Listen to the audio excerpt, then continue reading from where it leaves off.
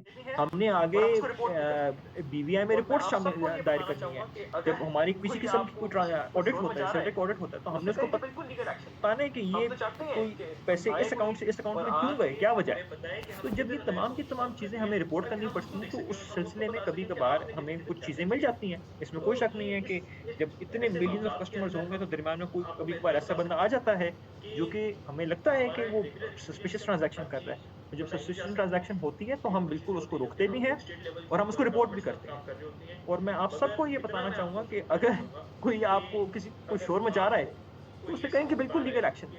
हम तो चाहते हैं कि आए कोई और आके हमें बताए कि हम किधर गैर कानूनी काम कर रहे हैं, ताकि हम उसको देख सकें और हम उसको बता सकें कि आपने किधर किधर क्या क्या किया है। तो ये इस ऐसे मामलात के अंदर हम आपको मैं इतना बता सकता हूँ कि हमारा एक रेगुलर एक्सपीरियंस है। हर चीज़ बताई नहीं जा सकती, क्योंकि कुछ चीज़ें होती हैं जो कि हम लोग स्टेट लेवल के ऊपर गवर्नमेंट्स का काम कर रहे होते हैं। मगर इतना मैं आपको ज़रूर कहना चाहूँगा कि अगर आपको कोई ये सब बता रहा है कि मीथर कोई इलीगैलिटी कर रहा है, तो आपको खुद पता होना चाहिए कि मीथर की लीगैलिटी और इलीगैलिटी में क्या फ़र्क है। मीथर किधर किसी अकाउंट को रोकेगा और मीथर किधर किसी अकाउंट को जाने देगा आगे। हम बात कर रहे थे अभी ग्लोबल रिप्रेजेंटेशन की। तो ग्लोबल रिप्रेजेंटेशन में आप ये देख रहे हैं कि हमारे पास इंडिया में तो है ही है। मैं इसीलिए हिंदी में भी बात कर रहा हूँ, क्योंकि मैं चाहता हूँ कि आप इंडिया को सबसे ऊपर रखा जाए। इंडिया है हमारे साथ। फ्रांस में आपने देखा होगा अच्छी खासी बड़ी कम्युनिटी बन गई है। यूएई में, दुबई में मैंने आपको बता दिया कि हमारे ऑफिस भी है, हमारे उसके अलावा कई यूजर्स भी हैं। और दुबई में हाईएस्ट क्रिप्टो अडॉप्शन रेट्स हैं दुनिया के। दुबई में तो हम काफ़ी ज़्यादा हमने काम करना शुरू कर दिया है और बड़ी बड़ी ऑर्गेनाइजेशन के साथ हम compete कर रहे हैं। हमारे बड़े ज़बरदस्त पार्टनर्स आ रहे हैं और आप वक्त के साथ देखेंगे कि हमारे और साथ कौन कौन आने लगा है। यूके के मैंने आपको पहले बताया, जो हमारे कुछ लीडर्स हैं वो हैं भी यूके के सिटीजन। और मैं खुद भी यूके को ही पढ़ा हुआ हूँ। मेरी सारी ज़िंदगी यूके में गुजरी है, तो मैं उधर भी देखता हूँ कि यूके में भी हमारी अच्छी साइजेबल कम्युनिटी है। और सिंगापुर में जब से हमने टोकन 2049 किया, तो हम उधर अपना एक इम्प्रिंट छोड़ के चले गए हैं। बहुत सारे सिंगापुर के लोग, बहुत सारे सिंगापुर के पार्टनर्स अब हमारी रेगुलरली पसंद भी करते हैं, हमारे साथ कॉन्टैक्ट में भी रहते हैं और हमारे प्रोडक्ट भी इस्तेमाल कर रहे हैं। और हमारा इरादा ये है कि करीब हम सिंगापुर में भी अपना एक ऑफिस बना देंगे।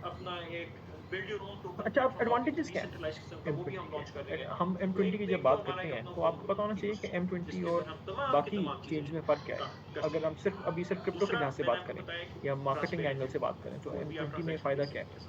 सबसे पहला तो ये है कि एक होलिस्टिक इकोसिस्टम है, जो कि मैंने आपको बताया कि जिसके अंदर आपको क्रिप्टो भी मिल रहा है, एनएफटी भी मिल रहे हैं, एम कार्ड भी मिल रहा है। फ्रैंक मुलर के साथ हमारी पार्टनरशिप भी है। मेटावर्स भी हम लॉन्च कर रहे हैं। अपना एक build your own token platform, अब एक डिसेंट्रलाइज्ड किस्म का वो भी हम लॉन्च कर रहे हैं। तो एक तो हमारा एक अपना होम ग्रोन इकोसिस्टम है, जिसके अंदर हम तमाम की तमाम चीज़ें का कर सकें। दूसरा मैंने आपको बताया कि ट्रांसपेरेंट है। कोई भी आप ट्रांज़ैक्शन देख सकते हैं, सामने रिकॉर्ड हो रही हैं। आपको मैं आपके साथ लिंक भी शेयर कर सकता हूँ, आप देख सकते हैं कि जब भी जो ट्रांज़ैक्शन होती है वो सारी हमारी क्योंकि ब्लॉकचेन है, ओपन लेजर है, कोई भी देख सकता है, उसको जाके व्यू कर सकता है। तो वो आपको कंप्लीटली नज़र आ रहा है, ओपन है, क्लियर है, ऑडिटेड है, लाइसेंस्ड है। तो ओपन एंड ट्रांसपेरेंट हमारा ये हमारा सेकंड बेस्ट फ़ायदा है। Third, innovation. अब इथेरियम के ऊपर हम बेस्ड हैं, मगर हमारी गैस फीस तो तकरीबन ही नेग्लिजिबल है। आप सबने देखा होगा कि अगर आप इस्तेमाल करें बिटकॉइन को एक जगह से दूसरी जगह ट्रांसफ़र करें, तो कितना टाइम लगता है, कितनी गैस फीस लगती है। इथेरियम को आप करके देखें, टाइम तो कम लगता है मगर गैस फीस अच्छी खासी लग जाती है। हमने जो इनोवेशन की है वो की ही इसीलिए है कि हम कम से कम इसकी गैस फीस रख सकें। और जिस तरह सोलाना या जिस तरीके से बाकी नई कुछ चेन्स आ रही हैं, आर्बिट्रम, उसी तरीके से हमने भी एक इनोवेटिव किस्म का एक रोल अप मैकेनिज्म बनाया हुआ है, जिससे हम मैक्सिमम बेनिफिट ले सकते हैं। फिर नंबर 4 के ऊपर एजुकेशनल मटेरियल के ऊपर हम काम कर रहे हैं। मैंने आपको बताया कि योर कंपनी यूके में रजिस्टर्ड है। और उसके अलावा जो हमारा कोशिश है वो ये है कि तमाम का तमाम educational material related to blockchain, वेब3 सारा का सारा हम लोगों में दे सकें और उसके ऊपर हम काम भी कर रहे हैं। अम, नंबर 5 के ऊपर हमारे पास है गवर्नेंस का एडवांटेज। जो भी आप एम्प्लॉइज़ हैं, सारे के सारे, आप सब के सब एक जब मीथर के अंदर कंट्रीब्यूट करते हैं, आप सब के सब नोड्स हैं। आप सब के सब उसके अंदर जब कंट्रीब्यूट करते हैं, तो ये एक आपने विदिन द ब्लॉकचेन आपने एक डेमोक्रेसी बना दी है। और सबसे बड़ी बात ये है कि ये डेमोक्रेटिक ब्लॉकचेन्स और भी हैं। सिर्फ़ सिर्फ़ M20 चेन नहीं है, इथेरियम भी है। जो कि एक डेमोक्रेटिक ब्लॉकचेन है। सोलाना भी एक डेमोक्रेटिक ब्लॉकचेन है। मगर उनमें और हम में फ़र्क ये है कि वो एक कम्युनिटी नहीं है। उनको तो पता ही नहीं है कि कौन है इथेरियम का मेंबर, कौन नहीं है, कौन है नोड, कौन नहीं है।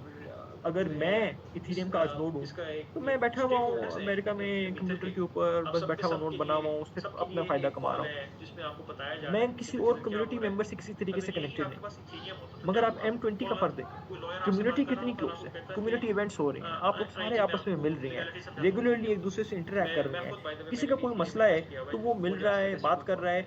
ये कॉल खुद एक बहुत बड़ा टेस्टामेंट है कि जब कम्युनिटी सारी-सारी है, आप सबके सब जो है इसका एक स्टेक होल्डर्स हैं मीथर के, आप सबके सब के लिए एक कॉल है, जिसमें आपको बताया जा रहा है कि किधर-किधर क्या हो रहा है। अगर यही आपके पास इथेरियम होता तो क्या आपको आपको कॉल आती? कोई लॉयर आपसे बात कर रहा होता और आपको कहता कि आएँ जी मैं आपको लीगैलिटी समझाता हूँ इथेरियम की। मैं खुद बाय द वे मैंने भी इथेरियम में इन्वेस्ट किया हुआ है। मुझे आज तक ऐसी कोई कॉल नहीं आई है, ना ही एग्ज़िस्ट करती है। तो ये एक M20 की बड़ी ख़ास बात है कि M20 ने अपने लोगों को एम्पावर किया है, उनको नॉलेज भी दी है, उनको पैसे भी दिए हैं, उनको हर तरह की एबिलिटी दी है, हर तरह की सपोर्ट दी है। एक एक ग्रुप सपोर्ट है, व्हाट्सएप ग्रुप्स बने हुए हैं, इंस्टाग्राम पेजेस बने हुए हैं, हर तरह की मुख्तलिफ चीज़ें बनी हुई हैं जिससे आप एक-दूसरे के साथ सीख कर एक-दूसरे को प्रोटेक्ट करके एक-दूसरे को आगे और ऊपर बढ़ा सकें। और फिर फाइनली मैंने आपको जो एक आखिरी पॉइंट है वो सिक्योरिटी का है। सिक्योरिटी की जब हम बात करते हैं, तो उसके अंदर आपको प्रोटेक्शन मिल रही है। टूल्स हमने आपको बता दिए हैं, फिर से मेरे साथ सबने कहना है, सर्टिक ऑडिटेड हैं, मल्टीपल लाइसेंसेस हैं और इससे ज़्यादा सिक्योरिटी आपको किसी और ब्लॉकचेन में नहीं मिल सकती। अच्छा, अब जब थोड़ा-सा क्योंकि आपकी भी ट्रेनिंग इधर हो रही है, गो के मुझे यकीन है कि आपको काफ़ी अच्छी तरीके से पता होगा, मगर मेरा फ़र्ज़ बनता है कि मैं भी आपको थोड़ा-सा बता दूँ कि एथिक्स बेसिक क्या है। क्योंकि हम देखते हैं कि कभी-कभार लीडर्स कस्टमर्स के साथ बात करते हैं, तो कुछ 4-5 चीज़ें कभी-कभार भूल जाते हैं। वो मैं चीज़ें एक दफ़ा सारी-सारी मैं रिपीट करना चाह रहा हूँ, ताकि एक दफ़ा हमारी जब कस्टमर के साथ हम बात करें, तो हमें पता हो कि हमने करना क्या है। सबसे पहले तो अपना इंट्रोडक्शन कराना है। आपने बताना है कि आप मिथर के एम्प्लॉयी हैं और आप मिथर के लिए काम कर रहे हैं और उसमें आपने मिथर को इंट्रोड्यूस कराना है। आपने स्लोली एंड क्लियरली बात करनी है, जिसमें आपने मीटर के प्रोडक्ट्स को इंट्रोड्यूस कराना है, बताना है कि क्या-क्या प्रोडक्ट क्या-क्या करता है। कोशिश थी मेरी कि मैं आपको मैक्सिमम बता सकूँ प्रोडक्ट्स के बारे में। अगर कोई चीज़ रह गई, तो मैं फिर से आ जाऊँगा, ताकि मैं फिर से एक दफ़ा आपको समझा सकूँ। कोई सवाल हो गया, तो मैं आपको बिल्कुल वापस उसका जवाब दूँगा। मुझे यकीन है कि अभी भी बहुत सारे सवालात होंगे, बहुत सारी ऐसी बातें होंगी, जो कि मैंने पूरी तरीके से क्लियर नहीं की होंगी। मगर आपने जब किसी कस्टमर से बात करनी है तो आपके पास वक़्त होगा, आपने आराम से अपना पूरा समय लेकर आपने उसको समझाना है कि किस-किस तरीके से मीटर काम कर रहा है, किस-किस जगह पे लाइसेंसिंग है, किस-किस जगह पे प्रोडक्ट्स बने हुए हैं। आपने उस you have to be a good listener, आपने उसकी बात माननी है, उसको समझना है कि वो खुद क्या चाह रहा है, उसकी क्या पेन पॉइंट्स हैं, ये समझना है कि उसके पेन पॉइंट्स क्या हैं और आप उसको किस तरीके से हल कर सकते हैं।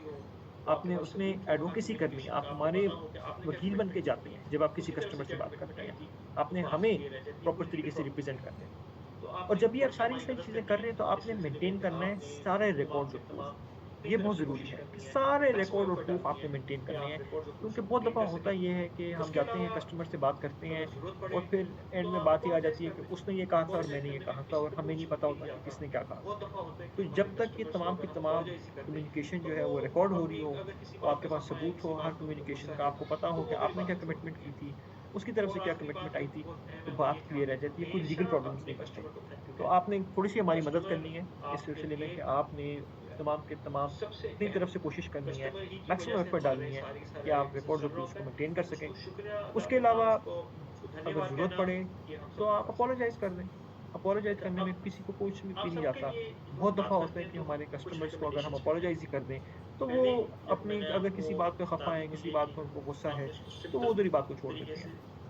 और आखिरी बात जो कि बहुत अहम है, वो ये कि आपने हमेशा अपने कस्टमर को थैंक यू कहना है, क्योंकि कस्टमर आपके लिए अ, सबसे अहम होता है। कस्टमर ही की वजह से हमारे सारा ये बिज़नेस चल रहा होता है। उसको शुक्रिया अदा करना, उसको धन्यवाद कहना, ये हम सबका फ़र्ज़ है। अच्छा, अब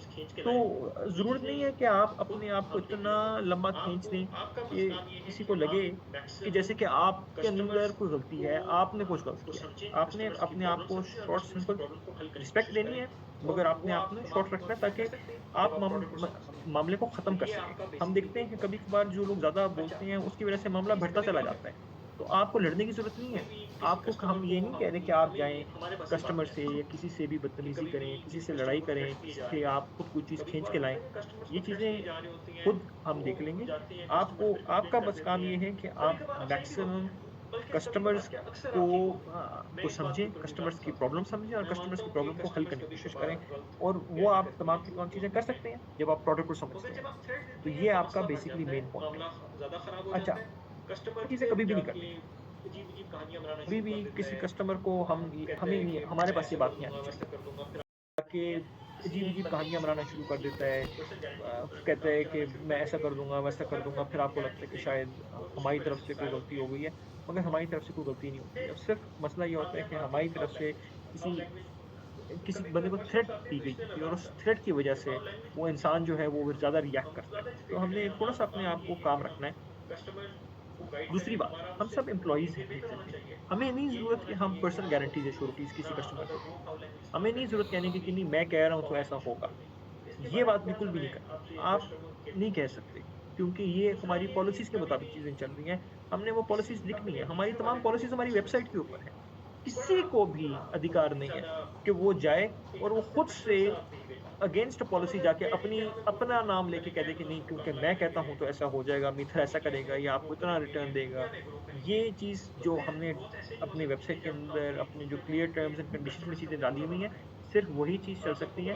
किसी एक बंदे की श्योरिटी, किसी एक बंदे की पर्सनल गारंटी के ऊपर अगर काम चलाना शुरू कर देंगे, फिर तो हर कोई अपनी-अपनी गारंटीज़ देगा और उसकी वजह से मसाइल होते हैं। फिर आगे हम आते हैं फाउल लैंग्वेज के ऊपर। फाउल लैंग्वेज कभी-कभार वॉइस नोट्स आते हैं तो इसलिए मैं बात कर रहा हूँ कि फाउल लैंग्वेज नहीं हमें सुननी चाहिए। हम तो ज़्यादा एजुकेटेड हैं, हमारा तो काम ही यही है कि हम कस्टमर को गाइड करें, हमारा उससे बिहेवियर बेहतर होना चाहिए।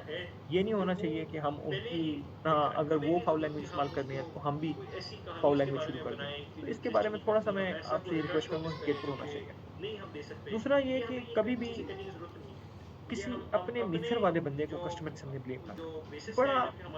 बहुत ही ज़्यादा एक अनप्रोफेशनल सा बिहेवियर जाता है। हम अगर कह रहे हैं कि हम एक बहुत बड़ी कंपनी बनेंगे, अमेज़न का मुकाबला करेंगे, इंडिया में ग्रो करेंगे, दुनिया में ग्रो करेंगे, तो फिर ग्रोथ ऐसे नहीं हो सकती कि जब हम एक-दूसरे को एक कस्टमर के सामने बुरा-भला कहें। आप सबको बुलाया जाता है मीटिंग्स के लिए, मीटिंग्स में आप बेशक अपनी बात करें, मगर कस्टमर्स के सामने कभी भी हमें नहीं सुनना चाहिए कि आप एक-दूसरे के साथ लड़ाई कर रही हैं, एक-दूसरे को बुरा-भला कह रही हैं या एक-दूसरे को नीचा दिखा रही हैं। इससे सिर्फ़ मित्र का भी नाम खराब होता है और आपका अपना ज़्यादा नाम खराब होता है। अच्छा, उसके अलावा आपने कभी भी किसी किस्म की मिसरिप्रेज़ेंटेशन नहीं करनी, कोई भी आपको ज़रूरत नहीं है करनी। हमारा प्रोडक्ट इतना अच्छा है कि वो पहले ही बिक रहा है। हमें नहीं ज़रूरत कि हम उसको कोई ऐसी कहानी उसके बारे में बनाएँ कि जो एग्ज़िस्ट ही नहीं करती। हम ऐसा कोई रिटर्न प्रॉमिस करें जो कि नहीं हम दे सकते। ये हमें ये चीज़ें करने की ज़रूरत नहीं है। ये हम अपने जो जो बेसिस है, जो कि हमारा 4 साल का एक्सपीरियंस है, जो कि किसी भी कंपनी का इस वक़्त नहीं है मार्केटिंग में, जो कि क्रिप्टो में आपको नज़र ही नहीं आता कि हमारी ऐसी कोई कंपनी हो। तो उसकी वजह से ये हमें किसी किस्म की मिसरिप्रेज़ेंटेशन में जाने की ज़रूरत ही नहीं है। फिर हम आगे जाते हैं इंटरफेरेंस अ, जो है वो अगर आप करते हैं कि किसी किसी और के कोई एक बंदा कस्टमर रख रहा है और आप आ जाते हैं कहते हैं कि नहीं ये कस्टमर मेरा है, किसी से कस्टमर खींचने की कोशिश करते हैं, उसकी वजह से भी फिर कम्युनिटी के अंदर मसाइल पैदा होते हैं। लोगों को लगता है कि शायद हमारा हमारा जो शेयर है वो लिया जा रहा है और दूसरा बंदा हमारे से हमारी चीज़ लेने की कोशिश कर रहा है। तो ये इन इन चीज़ों का हमने ख़्याल रखना है और कोशिश करनी है कि हम इस तरह के मामलात ना करें। दूसरा उसके अलावा कभी भी कोई कमिटमेंट नहीं करनी जो कि कंपनी ने अलाउ या अप्रूव नहीं की। कमिटमेंट्स जो है वो सिर्फ़ कंपनी की तरफ से आती हैं और किसी की तरफ से नहीं आ सकती। और फाइनली ये कि कभी भी आपने बात को एंड नहीं करना without a clear call to action, यानी कि जब बात आपने करनी है तो एंड में कोई उसका आउटकम होना चाहिए। आउटकम आपने बताना है। आपने अगर कहना है कि ये मैंने आपको चीज़ दी तो अब आप खरीद लें एम कॉइन, ये क्लियर आउटकम है। आउटकम ये क्लियर नहीं है कि चलें कल देखेंगे। तो हर कन्वर्सेशन के एंड में एक क्लियर आउटकम होना चाहिए ताकि डील क्लोज़ हो, आपको भी फ़ायदा होगा, मित्र को भी फ़ायदा होगा, सारे ग्रो करेंगे। जो कुछ रेलेवेंट बातें हैं, जो कि मुझे लगता है कि लोगों को अभी तक सही तरीके से समझ में नहीं आई हैं, वो ये है कि सबसे पहले इंडिया में, जो कि मैं बात करूँगा, वो ये है कि मिथर की एक ऑर्डर रजिस्ट्रेशन है। यही इकलौती रजिस्ट्रेशन है जो कि इस वक़्त इंडिया में चाहिए। जब इंडिया में बाद में क्रिप्टो लाइसेंसेस आना शुरू होंगे तो हम वो भी ले लेंगे। मगर अभी इंडिया में इस वक़्त कोई क्रिप्टो लाइसेंस एक्ज़िस्ट नहीं करता।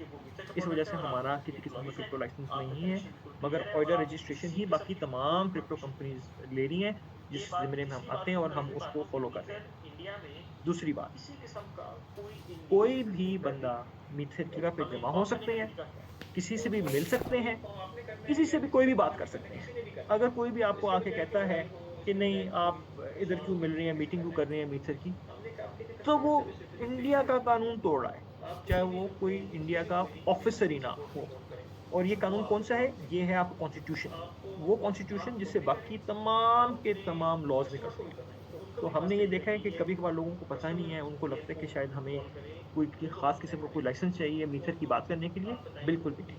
आप किसी किस्म का लाइसेंस नहीं चाहिए, आप खुलेआम किसी से भी बात कर सकते हैं, कोई भी अपना प्रोडक्ट एडवर्टाइज़ कर सकते हैं, क्योंकि वो मीटर का प्रोडक्ट है और आप मीटर के एम्प्लॉइज़ हैं, आपका कनेक्शन बिल्कुल क्लियर है और आपको किसी किस्म की कोई प्रोहिबिशन नहीं है। ये बात तीसरी बात की तरफ भी मैं आता हूँ कि मीटर इंडिया में किसी किस्म का कोई इल्लीगल बिज़नेस नहीं कर रही। इधर इधर मैं थोड़े से आपका आपका मैं वक़्त लूँगा। हम हमें लोग कहते हैं कि लोग मीटर को डिफ़ेम कर रहे हैं। तो इंडिया में डिफ़ेम कौन नहीं हुआ? हमारे पास केसेज़ हैं। जब ये हमने डिफेमेशन केसेज़ वग़ैरह देखना शुरू किया और हमें लगा कि हमें डिफ़ेम किया जा रहा है, तो मैंने डिटेल में बहुत सारे सीनियर वकीलों से कंसल्ट किया, बहुत सारे हमने केसेज़ देखे।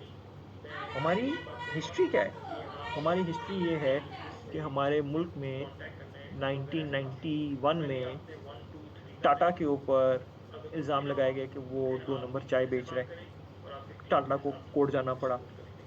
हमने देखा कि 2001 में बिरला के ऊपर इल्ज़ाम लगाया गया कि बिरला जो है वो करप्शन कर रहे हैं।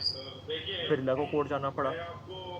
हमने देखा 2006 में अनिल अंबानी ने मुकेश अंबानी के ऊपर इल्ज़ाम लगाए, उनको कोर्ट जाना पड़ा डिफेमेशन के लिए। हमने तो ये देखा है कि एमएस धोनी साहब भी नहीं बचे, एमएस धोनी के ऊपर ज़ी टीवी ने गलत इल्ज़ाम लगा दिए और एमएस धोनी साहब को कोर्ट जाना पड़ा।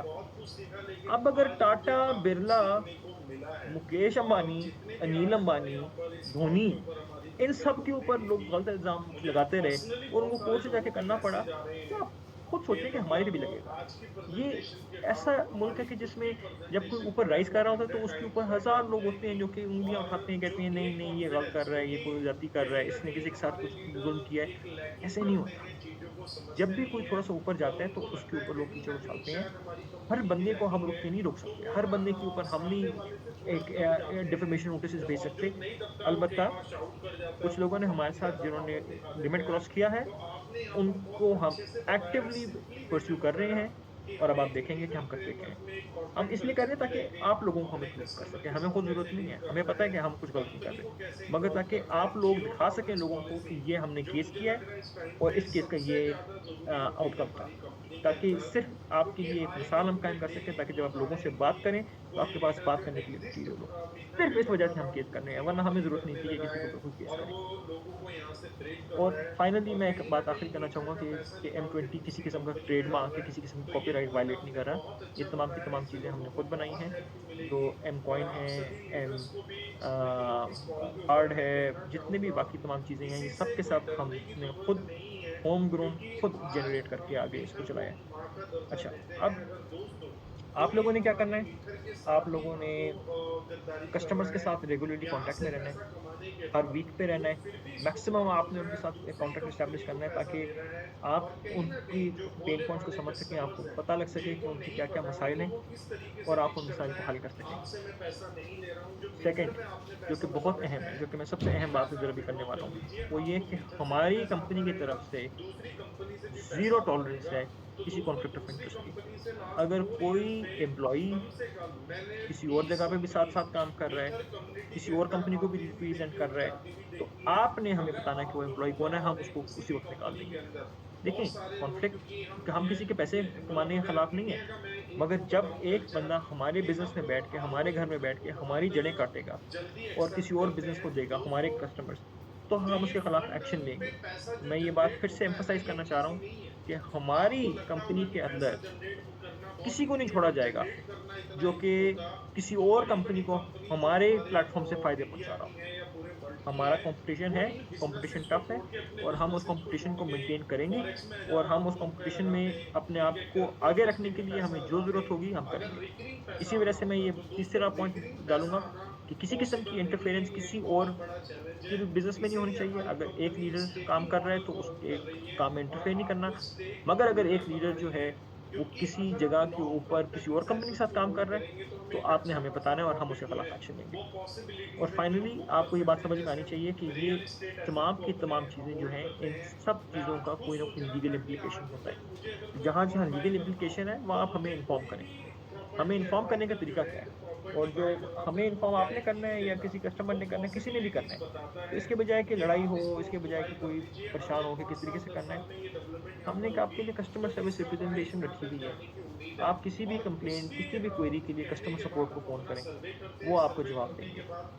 आपको और आप खुद भी करें, आप अपने कस्टमर्स को भी बताएँ कि उनका भी पास तरीका यही है कि वो कस्टमर केयर को कॉल करें, उनको कॉन्टैक्ट करें।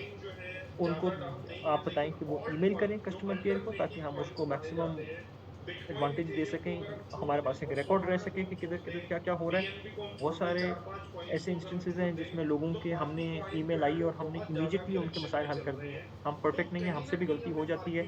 जिधर-जिधर गलती होती है हम उसको फौरी तौर पे ठीक करते हैं। हम परफेक्ट नहीं है, हमसे भी गलती हो जाती है। जिधर-जिधर गलती होती है हम उसको फौरी तौर पे ठीक करते हैं। हम भी इस तरीके से सीखते हैं। फाइनली नंबर 3 ये है कि हमारे पास एक वेबसाइट है। जिसको भी कोई मसला है आप उसके टाइम पे आप जाके वेबसाइट पे टर्म्स एंड कंडीशंस पढ़ें।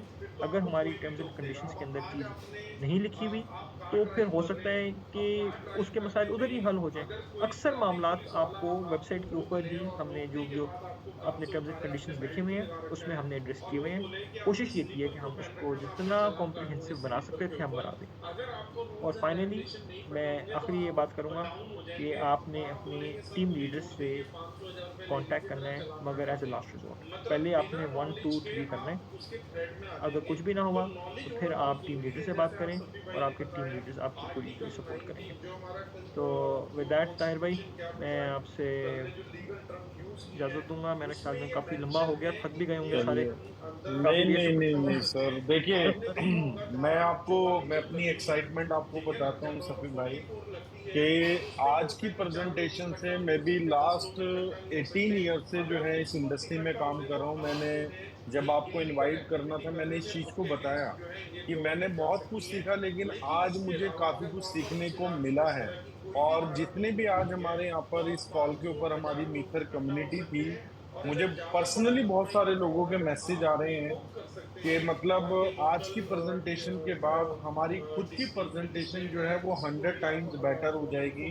और जो एक कॉन्फिडेंस, क्योंकि कहीं ना कहीं हमारे लीडर्स एक लैकिंग करते हैं, चीजों को समझते नहीं है और उनको लगता है कहीं ना कहीं शायद हमारी कंपनी की लैकिंग है, तो वो ना सामने वाले से थोड़ा दब जाते हैं। और जो नहीं दबता है वो कई बार शाउट कर जाता है, वो अपनी ज्यादा पावर दिखा देता है।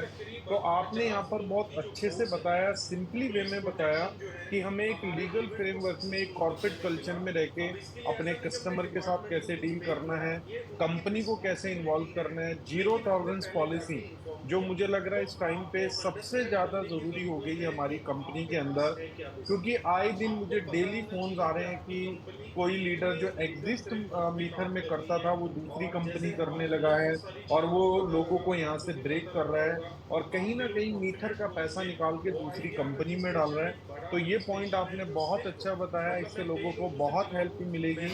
और आप सभी लीडर्स को भी, जितने भी लोग इस कॉल के ऊपर है, मैं कहना चाहूंगा किसी से कोई डरने की जरूरत नहीं है, क्योंकि आज हम मीथर को माँ का दर्जा देते हैं। अगर दोस्तों कोई हमारी मीथर के साथ ही मान लो गद्दारी कर रहा है, यहाँ से पैसा कमाने के बाद वो फिर भी इसको बुरा बोल रहा है और दूसरी कंपनी को पैसा दे रहा है, और कहीं ना कहीं जो भोले भाले कस्टमर्स हैं जिनको नहीं पता है उनको वो किस तरीके से पिच करता है, आपसे मैं पैसा नहीं ले रहा हूं, जो मीथर में आपने पैसा लगा रखा है वही पैसा आप विड्रॉ कर लीजिए, आपको मीथर से भी पैसा आता रहेगा, दूसरी कंपनी से भी पैसा आता रहेगा। तो दोस्तों दूसरी कंपनी से लास्ट 4 इयर्स में कम से कम मैंने 20 कंपनीज मीथर कम्युनिटी के अंदर आती हुई देखी और जाती हुई देखी है। अगर आप लोग गुमराह हो रहे हैं किसी भी कंपनी के अंदर, बहुत सारे लोग, क्योंकि हम ये मतलब अगर इंडिया का मैं एक वो बताऊं कल्चर कि हम लोग आरओआई इनकम को बहुत जल्दी एक्सेप्ट करते हैं। तो दोस्तों जो ये फंड पे पैसा जो जनरेट होता है ना, ये इजी नहीं है।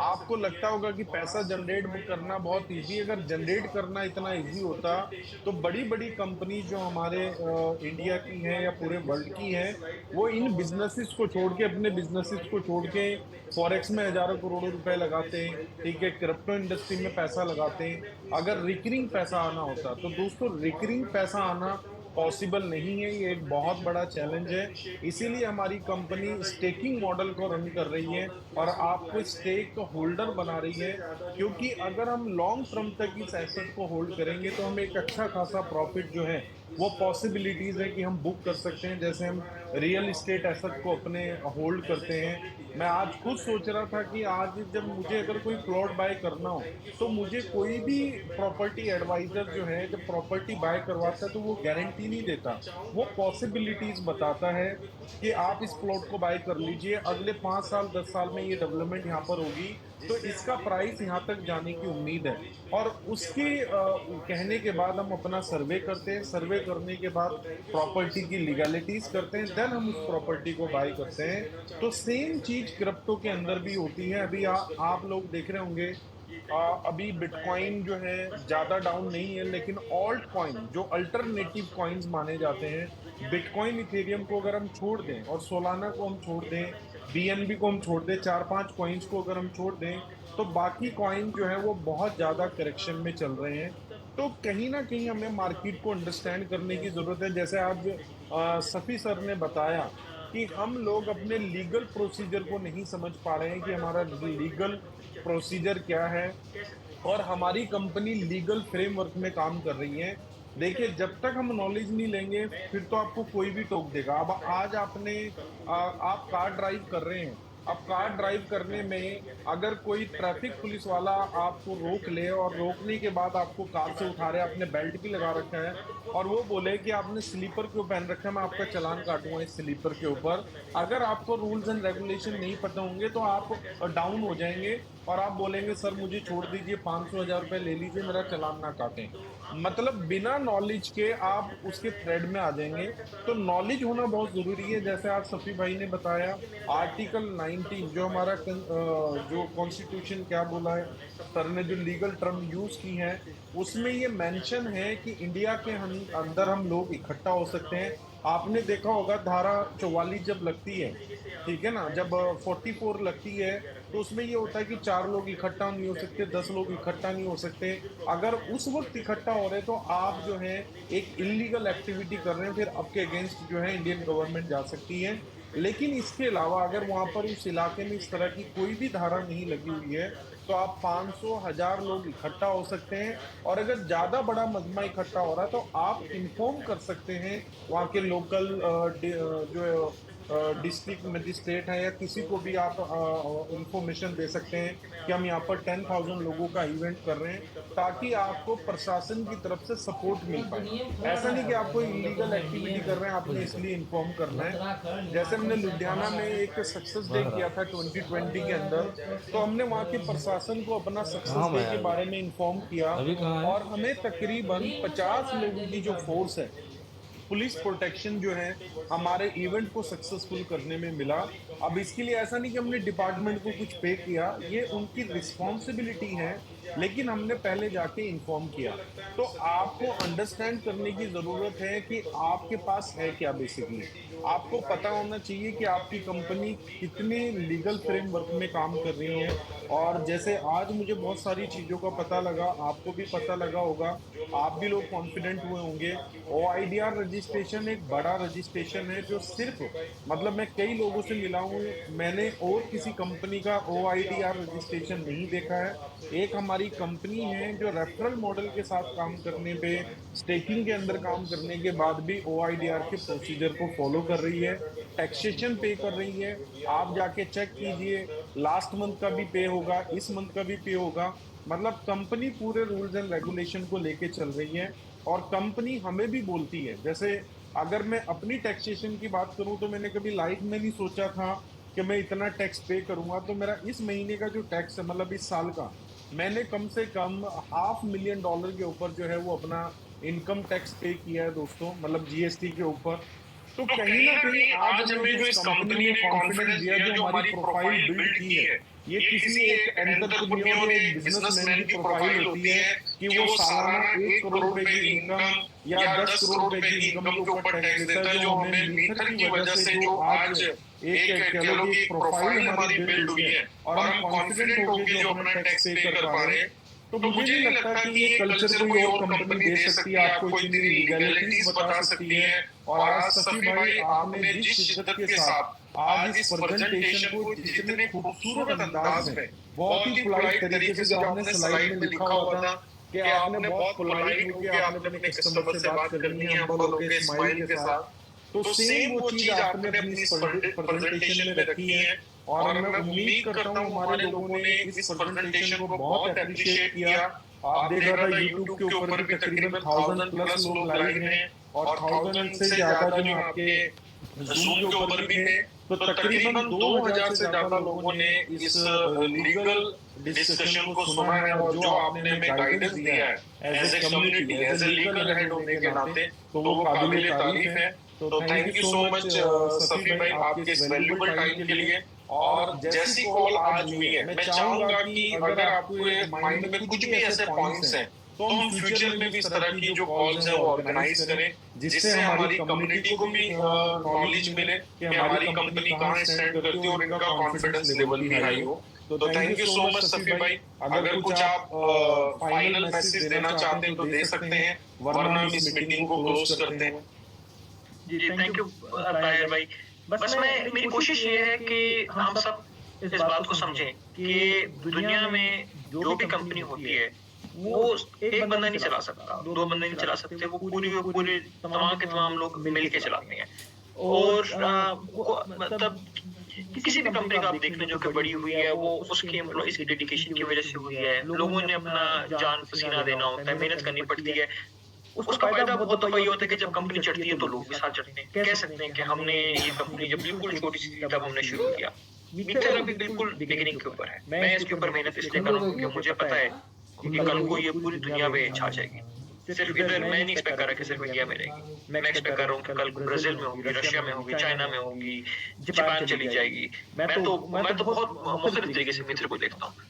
तो मैं इस वजह से मैं कोशिश करता हूँ कि मैं मेहनत करूँ, क्योंकि मुझे पता है कि जब मीटर राइज करेगी तो कल को मैं कह सकूंगा कि भाई मैं हेड ऑफ लीगल मीटर था, इतनी बड़ी कंपनी, इतना बड़ा नाम। तो आप सबको भी मैं ये कहूंगा कि जो मेहनत कर रहे हैं, ये सारा का सारा हम लोग उसका रिकॉर्ड रख रहे हैं, हम देख रहे हैं कि कौन मेहनत कर रहा है। किसी की मेहनत जाया नहीं जाने वाली, सबको उसका फायदा होगा। सबने मिलके इस कंपनी को आगे बढ़ाना है, सबने मिलके हमने इससे सीखना है, हमने आगे चलना है। हमारी तरफ से अगर कोई चीज हो, किसी को जानना हो, आप ईमेल कर दें, मैसेज कर दें, किसी तरीके से आप ताहिर भाई से मैं कहूंगा कि कोई कम्युनिकेशन का जरिया रख लें, ताकि हम आपकी तरफ से भी फीडबैक लेते रहें। जो आपके किसी किस्म की लीगल प्रॉब्लम्स हैं उनको एड्रेस करते रहें। हमने भी सीखना है, हमारी तरफ से अगर कोई चीज आपने सीखनी है तो हमें बताएं, हम उस चीज को मजीद बिल्ड करेंगे। किसी चीज में क्लैरिटी चाहिए तो हम मजीद लेकर आएंगे। मगर एक बात याद रखें कि अब तमाम के तमाम इकोसिस्टम तैयार है, हर चीज बन चुकी है। अब इस वक्त कोई ऐसी चीज नहीं रहेगी जो कि लैकिंग है। एक बहुत बड़ा इकोसिस्टम है, और अब उस इकोसिस्टम को चलाना हम सबका मिलकर काम है। तो थैंक यू वंस अगेन। बहुत मुझे खुशी हुई कि मैं आप सबसे बात कर सका। उम्मीद करता हूँ कि बाद में भी आपसे मैं बात करूंगा। कोई गलती होगी मुझसे माफ कीजिएगा। और थैंक यू ताहिर भाई। थैंक यू सफी भाई, थैंक यू सफी भाई। और मैं जाहिर सी बात है, मेरे पास वर्ड्स नहीं है। होता ना समटाइम सामने वाले ने कुछ ऐसा बयान कर दिया हो कि वर्ड्स नहीं होते तारीफ करने के लिए, तो मैं तो अपने टूटे-फूटे वर्ड से आपकी तारीफ कर रहा हूँ। लेकिन हमारी कम्युनिटी खुद कहीं ना कहीं अपने मन के अंदर आपकी तारीफ कर रही होगी, जो आज चीजें आपने हमें बताई हैं। मुझे लगता है हम सभी का, मेरा कॉन्फिडेंस लेवल हाई हुआ है मित्र के प्रति, तो हमारी पूरी कम्युनिटी जो अभी लाइव है उनका भी हुआ है। और उम्मीद करता हूँ मैं इस कॉल को अगर रिकॉर्ड किया होगा हमारे मेंटोर द्वारा, तो इसको हम आगे अपने ग्रुप्स में भी शेयर करेंगे, जो लोग कॉल पे नहीं आ पाए, ताकि वो डिटेल में इस कॉल को सुन पाए। तो thank you so much Safi भाई। और हम अगेन जो है रिक्वेस्ट करेंगे आपसे, जब भी आपके पास अवेलेबिलिटी हो और आपसे रिक्वेस्ट की जाए, तो आप अपना ऐसी वैल्यूएबल टाइम निकाल के इस कॉल के ऊपर आए। तो thank you so much Safi भाई। और आप सभी मीटेरियंस का मैं शुक्रिया अदा करना चाहता हूँ इस कॉल पर आने के लिए। We are one, we are Luther. तो कॉल को हम एंड कर सकते